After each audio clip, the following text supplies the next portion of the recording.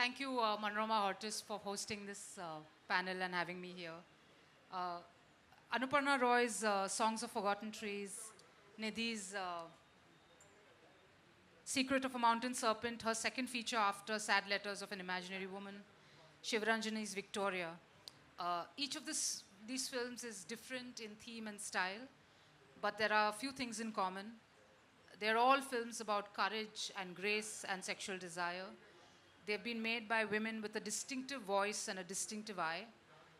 They have women on a quest to change their lives, to have the courage to make tough choices, to understand other women and men and themselves better.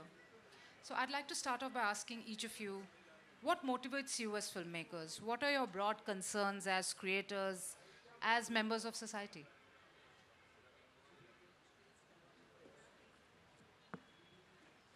Hi, everyone. Um, so, what motivates me as a filmmaker? I think it's craft. Craft. I never believe that that film is a medium to tell stories. Even a photograph can a story, but still, craft is the only thing which attracts me towards the filmmaking and expression. Uh, Things unsaid things which are repressed or repressed emotions. I think film is the film is the best medium to play with meta. And yeah, so I used to paint, and I feel that painting is not enough as an expression because I was feeling a need to add sounds also and motion also. And I think for me, films to explore the craft. Shivaranjini, what about you? Um, it's a very broad question. I don't know how to answer it. But what motivated me to cinema in the beginning was this that cinema is the closest art, that is the closest to life itself. So that was something that really attracted me. But now I think that's the only thing that kind of brings happiness, especially the process of forming the visual design of your film. That is the kick that drives you to make more films. And politically also, I think it's my responsibility now to, once I have like taken this thing in my hand, I think it's a huge responsibility as an artist now presently living in our society to make films that reflects the concerns and the struggles that, especially as a woman, I have tried to bring through my films. That is also another aspect that I would like to explore through my cinema. Yeah. Hi. For me, what motivated me towards this filmmaking, I would say that when I started initially, it was all films I used to watch. And the kind of surroundings I was in my village or in my hometown, the political surroundings and the gender hierarchy, and the lives around me were pretty much dramatic, and I felt like that I should be vocal about such things, and that's how I think it's all about. Filmmaking is all about expressing the lives around. Could you all briefly just tell me about how much of cinema were you exposed to when you were growing up? Were you all did you all have a steady cinema watching habit, or was it something that you all sought out yourselves later? So basically, while I was growing up, definitely there were no such exposure in that village. Cinema was something which was forbidden, you say. And the kind of cinema I watched were almost all Bollywood films, you know. And later, when I was completing my master's in Delhi, I came to know about world cinema. I came to know about films which are political, which are academically, great. So yeah, the exposure definitely came late, and then only I understood that how Ritik Ghatak made his debut and how Satyajit Ray. So all of it literally came late to my life. Yeah. Um, I was kind of privileged in the sense that I'm from Kerala, so we have a very active film society culture, and so my parents were very active members of a film society in my hometown, and I was really exposed to good cinema, like good in the sense that classical cinema from maybe like high school. So I think that really helped me form my early foundations in cinema. I think I consumed a lot of literature, and like I was very young when I read Crime and Punishment, and I used to act like Raskolnikov when he put his hand in his pockets and move fast on a pull or something. So I used to enact all the literature what I was consuming, and Doordarshan was there. So I think my first film was Tejab in the theaters, and I was severely dyslexic, so I could learn counting because of that song Ek Do Teen. And then, but on Doordarshan, I consumed a lot of Shyam Benegal. And recently, my mother told me that Marches was the first film which I asked her to please bring me to the theaters because Marches is there. And she was very amazed why she was attracted towards Marches. Maybe this is something to do with literature, the words, something like that. What's fascinating is that all three of you all have also written your own films rather than working with other people. Your films also, all of them are visually striking in their own way. There's a lot of care and attention paid to how the films unfold as screenplays, as cinematic experiences. So could you all tell me a little bit about what your creative processes have been like? Go first, Anuparna. I mean, there's no such creative process in my case. I mean, I have to have inspired from something. That one thing. And second, all of the projects I'm working right now, those are very, very, very personal. I mean, either I have seen it or I have experienced it. So the process anyway becomes personal in terms of preparing the script and preparing the short division, everything else what comes. So for me, scripting is something I really self-doubt a lot because whenever I write, I don't know how many drafts I do. So it's a kind of process where I write and then I again rewrite and then again I sit with the actors and I discuss with them. I generally don't trust me totally when it comes to writing. I really would love to know about their life also, if I can pick something from them. But it has to be some sort of experience, either with me or with them. I mean, this is how I do, yeah. So this, my first film, Victoria, the inspiration of it came from an actual incident that happened in my life, that I was visiting a beauty parlor in my hometown and I saw a rooster inside the parlor near their toilet. So rooster inside a lady's beauty parlor was my first one line I wrote in my notes app in my phone. And from there, I picked up a lot of things from around my world.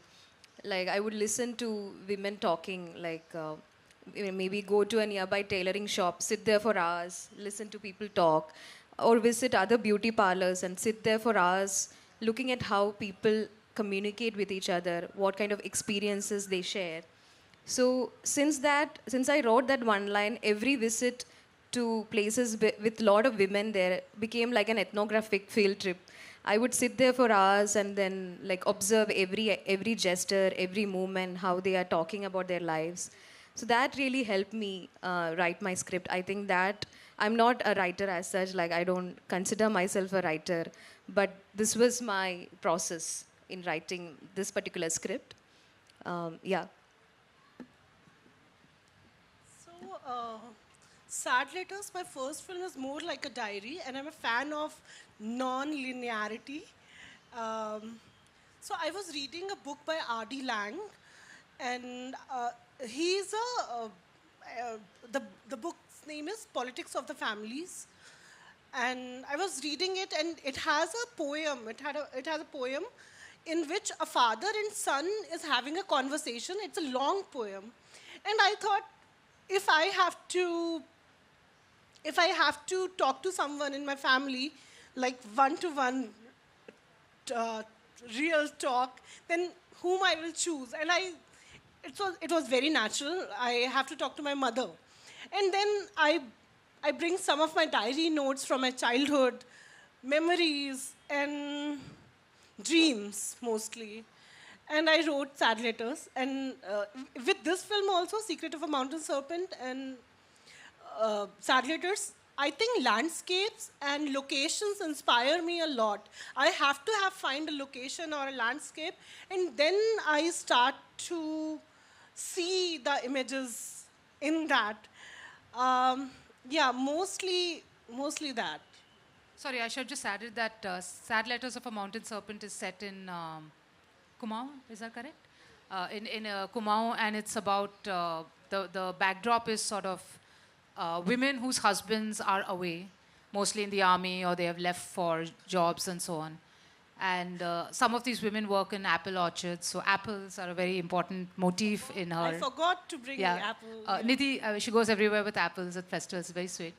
And it's about this woman who meets this engineer who comes to work there, played by Adil Hussain, and sort of. So yeah, it's about infidelity, it's about sexual desire, it's about many things.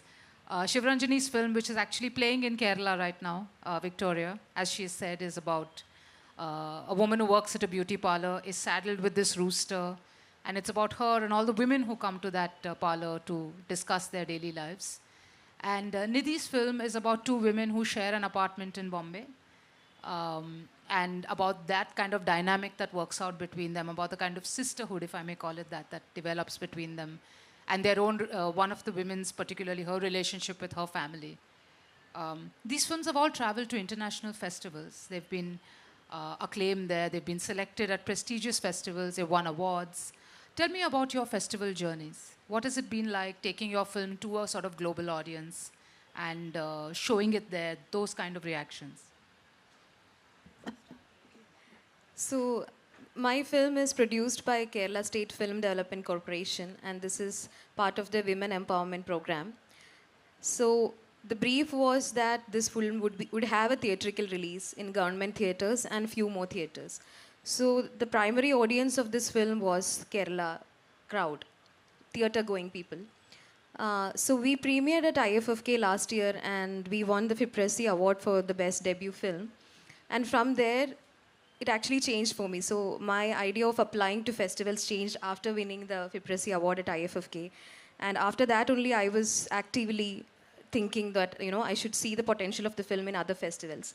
So we sent it to a lot of festivals, and finally we were selected at Shanghai, where my actor won the Best Actress Golden Goblet. So for me, the festival journey was a learning process in itself. Like, I didn't have anyone to guide me through it, and I didn't know how festivals work. Like, how I didn't know the existence of a sales agent or a festival curator or a coordinator or a post like that. I was doing everything in my film. So for me, it was a great learning experience visiting Shanghai. Then we went to Seoul Festival, Adelaide, and Taipei. So in Asia, we could get an idea of how things work. We met a lot of interesting people there, a lot of other independent filmmakers who brought their films. So for me, this film was my learning ground to understand how to take your film to an international audience and how the responses would shape your journey forward. So now we are in theatres in Kerala back after the festival run. And it's a great experience coming back here and looking at the responses of people here. And we had Chinese subtitles or Korean subtitles, and people were asking us very different questions back there. Like, they didn't understand the interfaith dynamics in the film. A lot of very local, regional things that we have added in the film. I was thinking nobody would understand it abroad. Like, this is such a very regional kind of a film with lot of dialogues, lot of subtitles. So I had this concern whether this would work. How does a person from China would understand this? film. But the kind of universality that cinema has really like surprised us on the go. And so this film is a testimony that, you know, cinema can cross borders and take us to different places which we never imagined even while making it, writing it. Yeah. Anuparna, would you like to? I mean, yeah, I'll be agreeing with her because it was also a very, very initial first experience for me, you know, going to Venice and, you know, showcasing the film. I like the way they resonated with the film beyond language, beyond culture, and beyond, beyond border. So that one thing that happened, and beside that, I like the kind of they are very organized. They are very organized in terms of how they respect the filmmakers in comparison to our country. And I felt that there is a space for filmmakers. People are very vocal about their feedback. They like the film, they didn't like the film, they have questions. They came to us and they talked to us. So I guess for me, the festival exposure was amazing. Otherwise, I wouldn't be here. So for me, and also I also didn't have a curator, so I sort of sent the film work in progress situation because the post-production was not completed back then. But they embraced the film. I mean, they accepted the film the way I sent it. And they gave us 2 months of time to, you know, submit and completed the film. So for me, the experience was amazing. A lot of exposure I have had. Yeah, so I got 2 grants back to back. One is Korean, one is from Italy, Venice Biennale. And I feel the kind of cinema I am making, it's not possible without any grants. But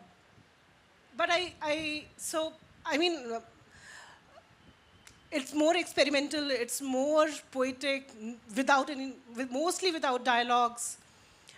Images are also unconventional. I usually leave the characters. So my films are those films which mostly bracketed as a festival films, like filmmakers from India whom I love to watch, like Amit Datta, or Manikal, or Kumar Shahani, or Kamal Swaroop. They were never in the mainstream.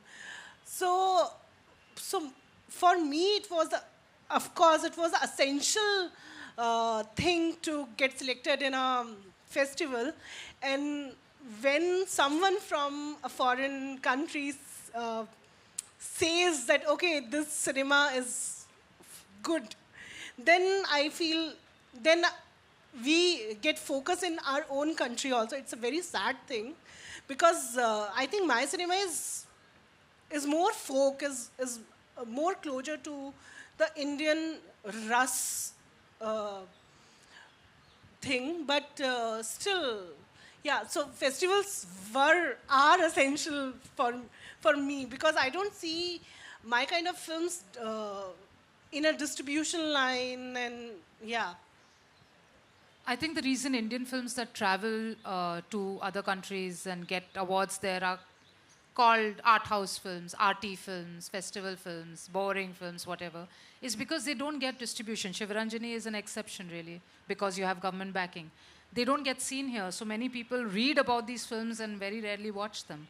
What kind of challenges do you all face in terms of making the film is a challenge in itself, but once you all have made your films, what kind of challenges do you all face in telling other people, you know, here are our films, here's how you watch them? Yeah, so basically a lot of challenges when you start making a film, when you even decide to make a film initially, you know there will be no producer, right? So because the kind of cinema you want to talk about, you want to make, no backup by the producers initially. So I had a similar mentality when I started. Talking about the government and talking about the censorship and distribution, I personally don't expect anything from the government because I don't do everything for government or anything for government. I make a film. It's okay if it is getting distributed in India. It's good. If it is not, I'm okay with it getting distributed in UK or Portugal or Belgium, anyway it is getting. So for me, there's no such expectation from the government. I don't make films for the government. But definitely, I make films for the people. I want my people to watch the film. So for that, I have a plan that I'll go to my village with a small projector. I'll make them watch the film. I will sit with them. If that is happening, if that is also snatched by the government or so-called hierarchy, then it's also fine. I mean, I really don't give a damn about them.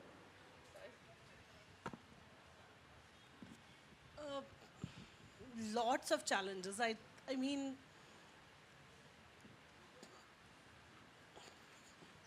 I don't know where to start.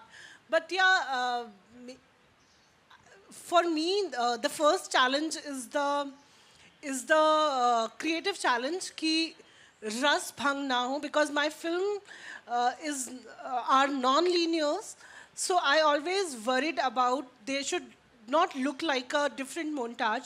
They should not look like montages, and they should look, and I can keep the oneness of the film. And then finding the audience for my films, because I feel when I was growing up and I used to go to festivals, I used to see a different cinema in festivals. I used to see a different kind of cinema in festivals, but now I feel that mainstream is capturing that space also, and everything is becoming more narratives, starled, or yeah, and distribution, of course, it's a biggest challenge. I mean, I will make my third film and fourth film and fifth film because it's my need. I will not be a happy person if I'm not making the films. But of course, I feel that somehow this is also my duty now to show the film. Otherwise, I feel that, oh, I killed my child.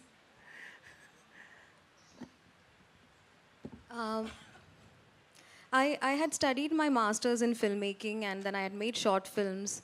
I was working as an editor, then I joined for my PhD, and this project happened in between my PhD. So I didn't have the privilege or option to make my film other than getting this particular grant. I have no contacts in the industry, no big names to back my film. So this particular grant, I'm really grateful. And I think it's really important that we acknowledge and there were great films at one point made in India, produced by NFDC. Great filmmakers have come out of their funding processes. And right now, Kerala government is offering this grant to female filmmakers in Kerala. And this has been the 5th film that's made under this grant. And there are a lot of controversies attached to this particular project. And also, I don't say this is a great thing, and I have not faced any challenges. I was going through a lot of delays in funding, a lot of restrictions. Even now, the film is only released in Kerala theatres, that too in government theatres. It doesn't have a outside Kerala or outside India release. It doesn't have an OTT potential. It would probably come in this government OTT channel called C-Space. So there are a lot of limitations when you work in a project with government, but still for someone like me who doesn't have a background or a network or a big name to attach my film to, this is a huge opportunity. And I am sure there are a lot of other filmmakers like me, especially in Kerala, who would benefit from this particular grant. And I'm really grateful that this is happening, and at least one state in India is offering something like this to women and Dalit filmmakers, and that's a huge step. A lot of issues are being discussed, a lot of controversies are happening around it. Still, I would say this is a very good project. It has huge potential. Coming to distribution, I think this is, although you get backing from government, a lot of support, there are a lot of other paperwork and administrative headaches that you have to go through while handling a government project. Like there are a lot, even to get a single permission from government, that you have to go through a lot of paperwork. There are a lot of stages in which you get your work done. So that will take a lot of years in your life. So those are maybe the flaws of the system, maybe I can point out. But independent cinema is really going through a hard time, as we all know, in India, and we don't have avenues to distribute the films. OTTs are also not taking up these kind of films, so I would also add to that. I think censorship is something which Anuparna, you spoke about, but it's always been a serious problem. It's always been a problem in India. Now it's become really serious. We also kind of have extrajudicial censorship, if I may call it that, just people trolling your film, attacking the cinemas, all of that is become really worse than before. And it is said that a lot of independent filmmakers who anyway have a lot to lose and are taking a lot of risks. Do you see any kind of self-censorship at work? Do you see people in your community, if you have a sense of community, kind of holding back and saying, you know, these are things I can't say anymore, and maybe I could have said them if I had made my film 5-10 years earlier? So my film has a background of Kargil war. And I have seen people backing out. So in India, I don't know why do we need presenters, but just film is not enough. You need to have attached a name with your film. Then only you will get the visibility. But with my films, presenters backed out because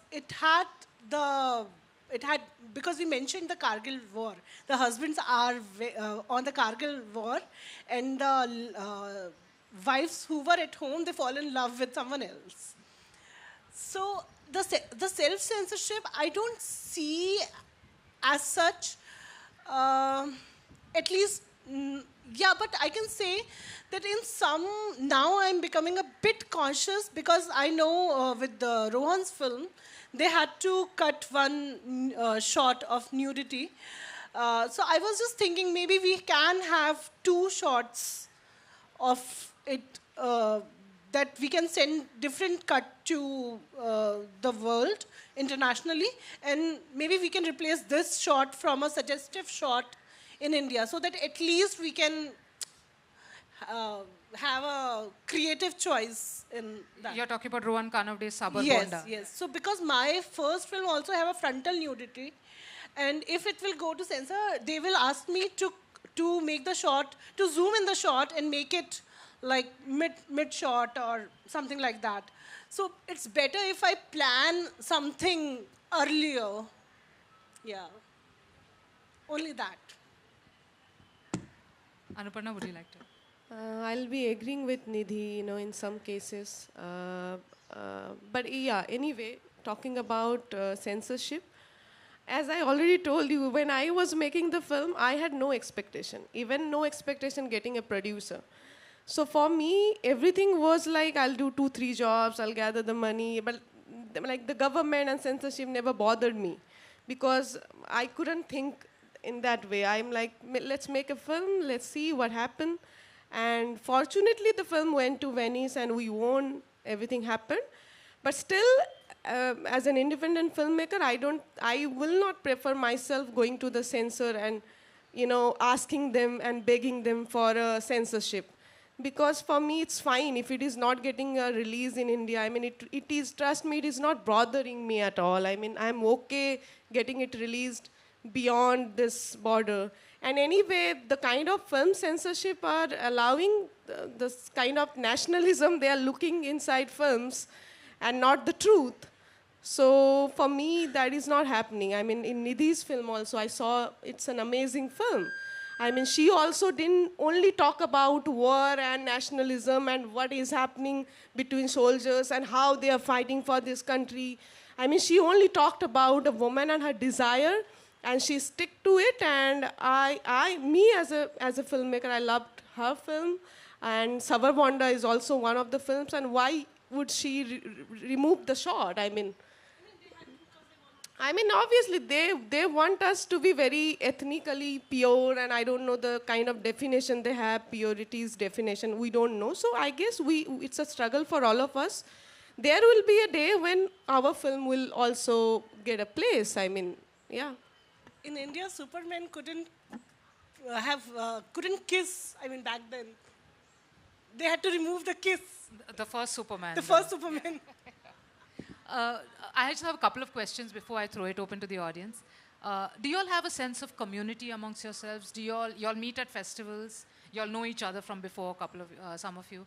So is there a strong sense of community between filmmakers who are living in different cities, working on different kinds of films with different kinds of producers? Do you all have a sense of sharedness in what you all do? I think it's a relatively new idea to me, like, but it is slowly happening to me, to be honest. Like, I've been meeting a lot of very interesting filmmakers while visiting a lot of international and Indian film festivals. And there is a sense of shared anxiety that we all do, and a lot of concerns we share with each other, a lot of same struggles that we had all gone through, which kind of bring us together. And whenever I'm stuck with something, there are a couple of filmmakers now whom I can talk and ask them, like, how did you navigate through your, especially people have already made their debut films and all that. I could really, like, call them and ask, like, how did you deal this particular problem? So I think there is, and I am actually a new member to it, and I'm getting a lot of support from a lot of interesting filmmakers from around, particularly in India. Anuparna would like. Definitely, there are a lot of filmmakers in India who are in the support of us. I mean, there are. But anyway, I don't really like to represent everything. When it comes to community, I don't represent it. Rather, I'd love to coexist with them and have my shared peace. And I mean, anyway, like, definitely we are together. We are working. We are different as filmmakers. So the support is always there, but it's not something I'd love to represent as community. But yeah, coexistence is definitely there. So I even have a WhatsApp group with 5 indie filmmakers. All are directors. And we ask each other, are you going to that festival? Are you submitting to that festival?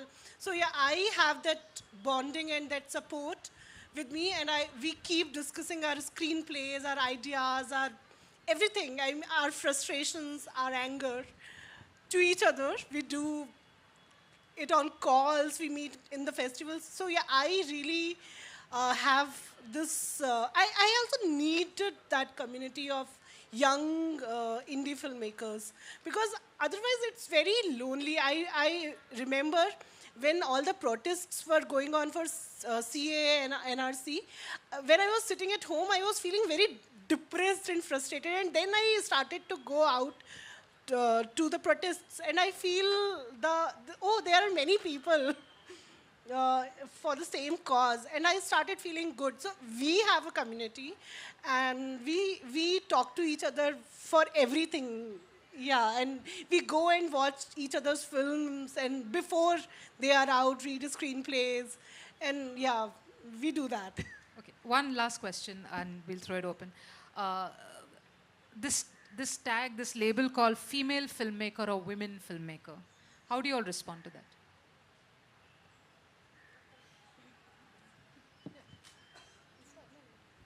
So I feel, I know that no one call male directors to male directors, but when you are offended as a woman,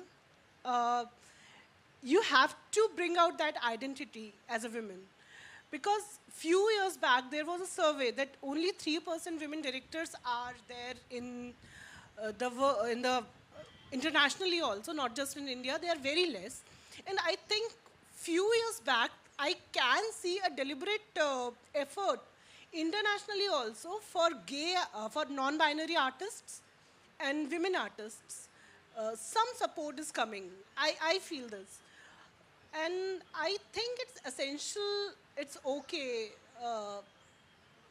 to call a women director. I would love to, because I have offended as a woman in society. So I bring out that identity of mine, yeah, like Dalit writers. So maybe someone will say that why not just writers? Why you have to add Dalit as servant? The writers never use servant writers, but they are. So yeah, I think women call me a women filmmaker, and I will be proud of it. Yeah, absolutely. I'm totally agreeing to that. It's a compliment, and to be a women filmmaker means that you are more sensitive, you are more intelligent. Let's reach to a point where that is a compliment and not take it as an insult. And so it also comes from a place of lack of more people here, right? And we need to have more people, and at some day this would stop happening, and we would won't see a difference between, you know, what gender is the filmmaker is. So absolutely, I totally agree to what she said. I'll definitely agree into this because, you know, talking about male hierarchy inside your film, talking about the gender discrimination you have faced in this country or in this community or whatever you call it.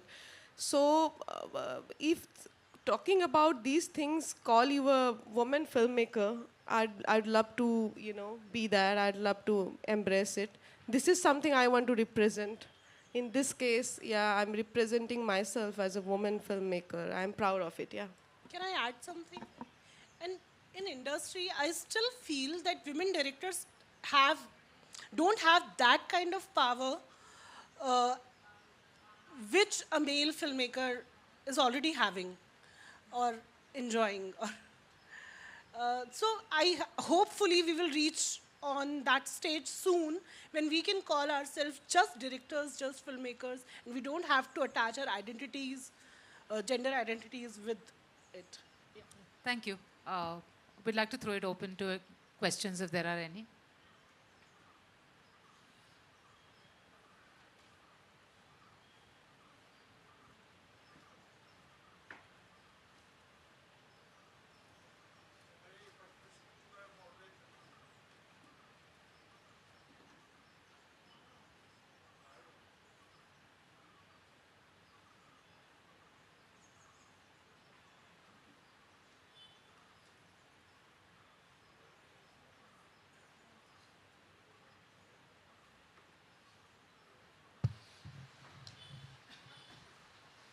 This is to moderator. You mentioned in passing that we face extrajudicial censorship. Is it peculiar to India and Kerala, or somewhere else it is also there? In Western countries also, is there mass media, social media attack, or other attacks like as you mentioned? Is it peculiar to India only?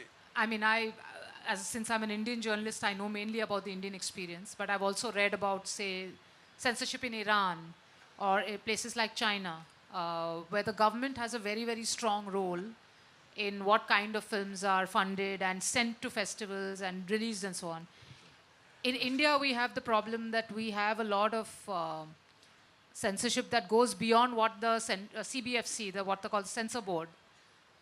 We have other kinds of censorship here as well, where there are things that private companies, corporate studios will not fund your film if they think it is crossing certain lines that they have set. If a film is deemed anti-national or it is deemed whatever, they will not put the money down, or the cinema will not show it. And then if it does cross all those barriers, if it's shown on a streaming platform, you'll have morchas against the film. A case will be filed against you in a Guwahati court, and you'll have to go and present yourself there every twice a year. So that's the other kind of censorship that filmmakers, creators, writers, activists, everybody in this country is dealing with. My second question is a generic question, addressed to all three. Why the female directors are lesser globally? Even so, more than half of the human species is females. Why the female representation in cinema as art is very less even now? What could be the reason? Sir, I think it's not our responsibility to answer that. Everyone should collectively think about it and find a reason, because it's not our responsibility. We are doing our part, right? So it's an answer we all should look into ourselves and think, why?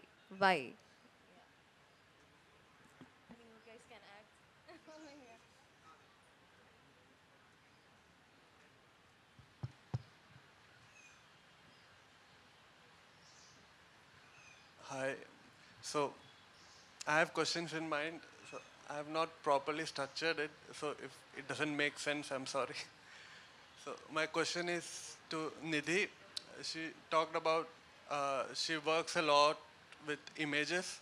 So is there a point in your process where you have like an image in mind, but you can't translate it or can't make of sense on the paper? how do you deal with that? And also, I had a question with Sivaranjini, right?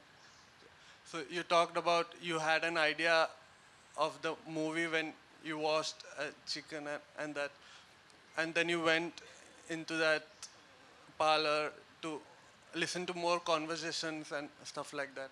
So my question is, uh, do you feel unethical at times by in that process if you're listening to too much, or you know what I'm saying? Also, I have another question to Anuparna. Anuparna. So you said you don't care about people watching it, you just want to make film. But you do care, right? That's why you had an idea of putting a projector up in village communities and to show them. So you do care of people watching your story or something like that. So in between that process,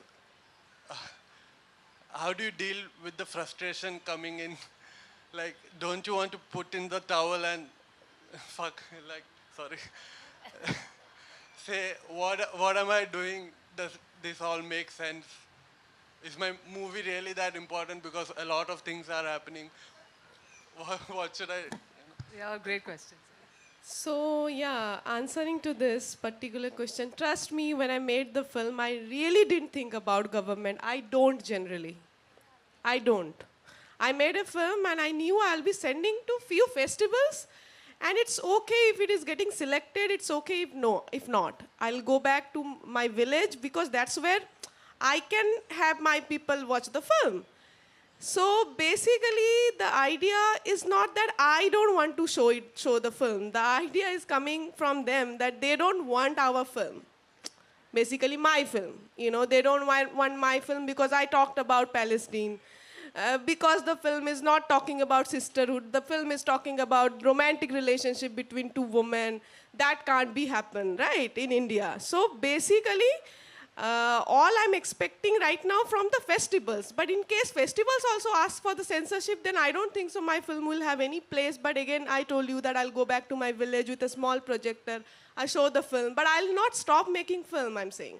I will make film because I don't have much expectation from each and every hierarchies, I mean, yeah. So that is not happening. Answering your question about ethicality, so I have kind of, like I said, I was practicing an ethnographic gaze when it comes to this film. And as an ethnographer, you would have a certain kind of distance from your subjects. And so even while working in a fictional film, I was practicing a documentary kind of ethicality and kind of taking consents. If I am taking a story from someone, I would tell them that, you know, this particular thing I am adding to my script. So I think with a lot of communication, one can navigate through this process, not just in documentaries alone, but even in fiction. So I think that's how I dealt this particular concern you raised. So yeah, of course, I feel that films are more about architecture and music. They are more closer to architecture and music. And it's impossible for someone to write everything on paper. That's why, I mean, the role of the director becomes so important. Because like my screenplay, whoever read, they never thought that this film is going to be, again, slow and experimental. It was looking like as a fairly narrative film, but it is not. So yeah, it's impossible to think about the pace and the treatment on the paper sometimes. Yeah. We have time for just one last question. One last question, please. Okay, 2 short questions, please. Only 2 short questions. Hello, hi. I have a question. So there have been filmmaking rules to shoot a film, like 180-degree, 3-act structure. So do you think that as a filmmaker, you should follow these rules to make a film or make your own rule? Have you ever felt that these rules are important to make a film? I break the fourth wall in my film. so often. In both of my films, I break the fourth wall. Not just once, many times. And in both of my films, I was also speaking in between. I personally don't know about these rules, so I mean, not yet discovered any rules. But yeah, I mean, I will make whatever will make me feel good about it. I don't know about rules. I don't think so. Ended up following rules to justify or portray a scene or a film or a story. I mean, I don't know. Yeah, I think that happens when you are like schooling happens in filmmaking. But after a point, you break all that and it becomes a purely intuitive process. And then you don't get concerned about these rules. You know them in your head, but you don't really, act based on that. It becomes very intuitive. One last question at the back, that's it.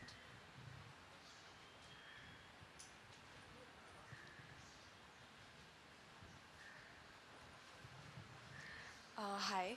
So I'm yet to watch Nidhi's and Anuparna's films, but I could watch Victoria yesterday, like on first day.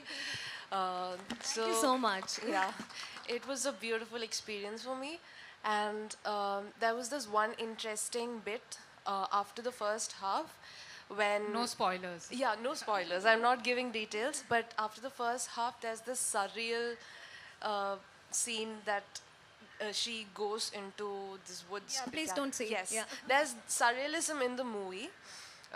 What was the idea behind that particular? Like, what made you include surrealism in the movie?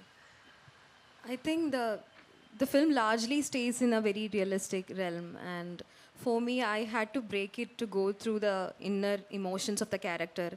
So I thought that's the best way to deal it, and it eventually happened in my script writing process that I thought this is something I it can go either way. Like a lot of people don't like it, and some people really liked it. So. That was a risky decision that I had to take. But I personally wanted it to be there, to take a break from. So my film is entirely set in a beauty parlor. From like almost 99% of the film is inside. So that was a decision to just break free for some time and then maybe come back later. Yeah, thank you. Thanks for watching the film. Thank you all. It was a lovely discussion, and I believe you all will keep making films for a very, very long time. Thank you. Thank you so much.